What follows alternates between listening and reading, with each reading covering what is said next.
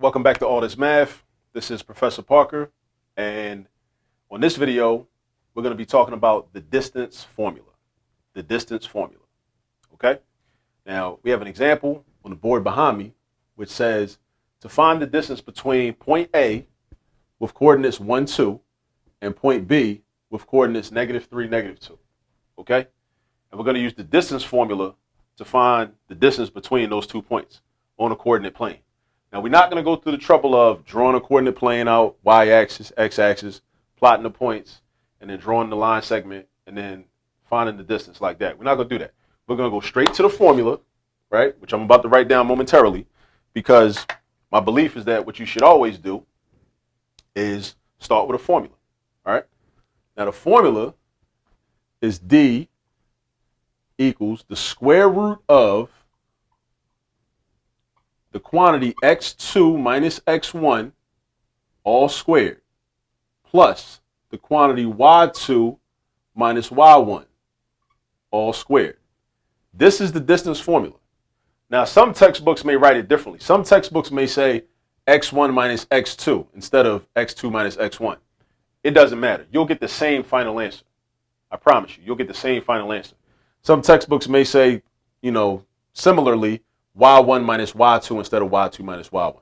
But because you're squaring the answer, you're squaring the difference between those two terms, you're going to get the same final answer when we look for the distance, right?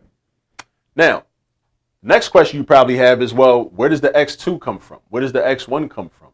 Where does the y2 and the y1 come from? That's an excellent question. You want to look at your 2 points that you're given, right? That's where you get your x1, your y1, and your x2 and y2 from. So I start out with point A. Point A is my first point. Point A is my first point, naturally. So if point A is my first point, then the first number, because we understand coordinates. We talked about coordinates before, right? Or you've probably talked about coordinates before in one of your math classes. The first number is your x value. So if this is my first point, my x value would be x1. And if this is my first point, my second number would be my y value. So that would be my y1. And then I go to point B. Point B has an x value and a y value also. So the -3 is going to be and this is my second point.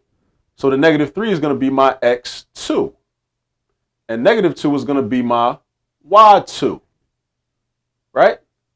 And if it might make it even easier for you after you do that, if you just write over on the side of your paper like this, x1 equals 1, x2 equals -3, y1 equals +2, and y2 equals -2. So you see what I did? I listed out all the 4 numbers that are going to be put into the formula. And you might want to do that too, right? I mean, if you don't need to, you could just do this. Okay, point A, that's my first point. The first number is x, so that means that's x1. X from the first point. Y from the first point. X from the second point. Y from the second point. And I recommend, but it's not mandatory, but I recommend that you write down x1 equals whatever, x2 equals whatever, y1, y2. And then our next step is to go back to the formula and replace the letters with numbers. Except for D, because we got to calculate to find out what D is. So then we got D equals the square root of, and I replace x2 with -3. Then I write a minus sign. Even if x1 is negative, you still write that minus sign. If x1 is negative, you're just going to have 2 minus signs. But in this case, x1 is positive, so we don't have to worry about that. So then x1 is 1. Exponent is 2. Then I got a plus sign. Parentheses. What's y2? -2. Minus sign. What's y1? +2.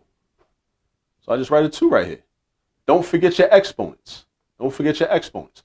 So now I'm going to follow order of operations, and I'm going to simplify what's inside the parentheses.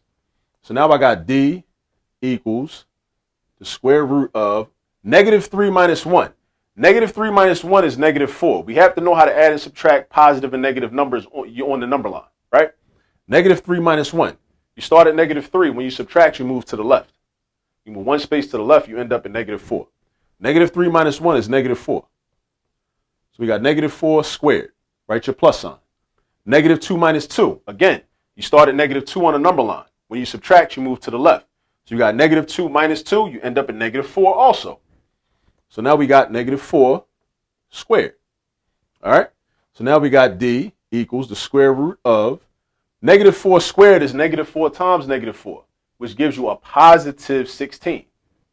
That's what that gives you, a positive 16, right?